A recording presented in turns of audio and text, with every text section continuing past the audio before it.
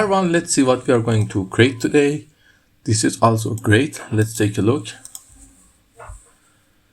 You see, it has its own effect. The white and black thing are looking perfectly. So let's see how we can create them. At first, you need these two things. Sorry, let me show you just what I'm meaning. These things. So why they are small and small, why we can't create one of them? It's up to you, but if you want to know, it has no effect here because the timing and everything are right. So let's create that. At first we need a new slide. In the new slide, we need a shape from 0 to here and another one.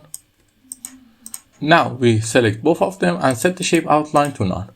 Now we color one of them black, pure black, and one of them white. So now we have these two. This is the first slide. How we create this white and black? It's just simple. Just copy this text.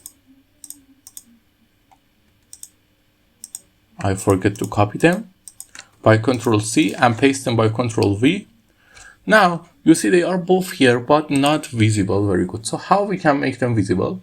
And also if you want to know how we create this text, they are just using Overdrive Sunset and this format. Nothing special about them. Now we copy this slide and here we just simply need to select this white one and bring it back in that. So some of you don't understand what we are doing. So for that, format the background and give it, for example, something like yellow. So you can see the background. Okay, it's good. Now I want to apply this yellow to all and copy that. In the next thing, there is nothing special. It's just the change of the things. And I'm not really okay with that. So, but let's do it. The white comes here.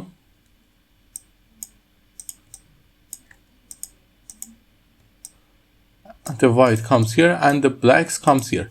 And now you can just simply color this black and color this white.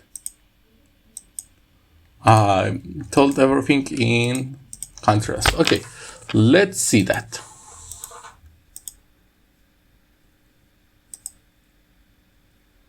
You see, it has its own great effect. I hope you like it. If you like it, tell me in the comments. And until then, have a nice time.